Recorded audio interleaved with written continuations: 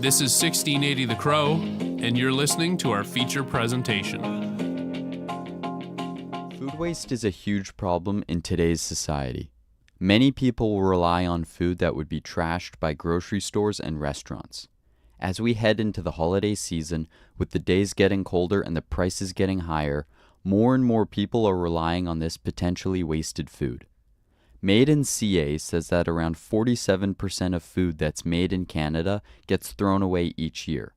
According to Earth.org, over $1 trillion worth of food is thrown in the garbage every year. But what do food banks who help feed the less fortunate think about this? I spoke with Igor Bijlak, the executive director of FoodLink Society. Bijlak is from Serbia, and when he immigrated to Canada, he was shocked at the amount of food waste and the amount of people in need of food there were in a first world country like Canada. I started the interview by asking Bijlak what his goal was when he started running FoodLink Society.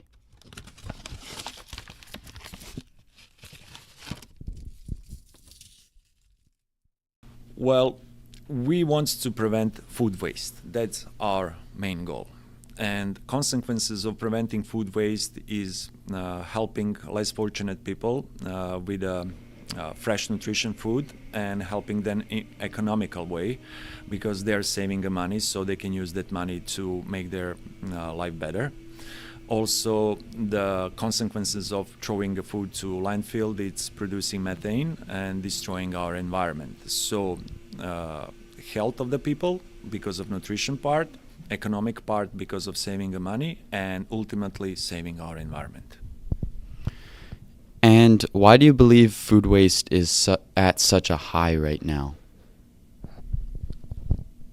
There is several reasons for that. One, we should change our logic when we are approaching to food. So let me give you an example. Why you don't seeing that anyone throwing gold? Because they see the value. So why we are throwing a food? Probably because we lost the value. So what's that mean? How it's possible that we create such a big loss only because we are calling food ugly. So if it doesn't have a perfect shape, it will never end to people's table. It will be left on a landfill to be rotten. So that's one big problem. The second will be best before date, because that date it doesn't mean anything except the taste is perfect until that date, but what's happening day after? The food is still edible, so we should consider that as a food, not as a perfect food. So what should the average person do about preventing food waste? So the first thing what you can do is to not over shopping. That's the first thing. So whenever you are going to buy something, buy only what you need and think about how long that can be fresh in your fridge. So to be used, not be ended in a garbage. The second thing what you can do is to not pay too much attention when you are going and buying, and because if the banana is not perfect and it has only one brown spot, hey, that's still good banana. Change your habit, buy that banana too. And the last thing what you can do is advocate with your local politicians in order to create the law in order to prevent food waste in a big scale. So that's, as a community, we can do that effort. So have you noticed an uprise in people needing food? The first uprise we saw during the COVID, and in that time our waiting lists start to become bigger and bigger. And now with the tariffs and everything, and uncertain moment for our economy, we are seeing right now the huge number of the people are coming to ask for the help.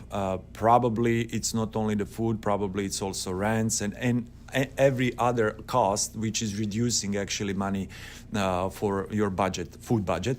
And when you pay all the bills now, you don't have enough money to buy essential food, so you're coming to us and asking for the help. And we are seeing that a lot in the past. And have you seen potentially an uprise in younger people needing food recently? Well, it's not. That case is not built right now. I know for certain that 1 in 5 kids is coming hungry in a school, and it's not only like this year or previous year. No, that's happening in a number of the years. So one of the good thing, I must say, that the government right now release money for the breakfast and lunch program, which is great, and we truly believe the the kids shouldn't go hungry in a school. And one of the biggest part of our effort is also to support them. And part of our work is also with kids, students, to provide food for them. I'm talking also about the all level of the schools, even universities. So we are trying to provide the food to students to not go in school hungry. And with Thanksgiving that just happened and with Christmas that's about to happen, do you think there's potentially more people who would need food during this time of year because they don't have a family to go see and have a dinner with to celebrate these holidays? Yes, you're right, because especially those moments when all of us coming home in secure home and having a nice meal and dinner with the family, it's hard to think about the people who doesn't have that. And one of the things which I'm super proud on our team is that we are walking through that shoes. So whenever is a holiday, especially the big one, we never close our door. That's our policy, and that's the answer on your question. We are working even harder at that time to be sure that the food is ending on a people's table in those specific moments. And what's one thing you wish people knew about food waste? How is it maybe the impact that they have on it? So when we are talking about food, we must know that only 3 things are essential for the people. That's the air, that's the water, and that's the food. So now when we know that we are talking about essential, we should act and react in that way to be because it's very important. And I think the awareness, that's the good word, awareness in the people's mind becoming bigger and bigger about the food waste, and that's the good sign.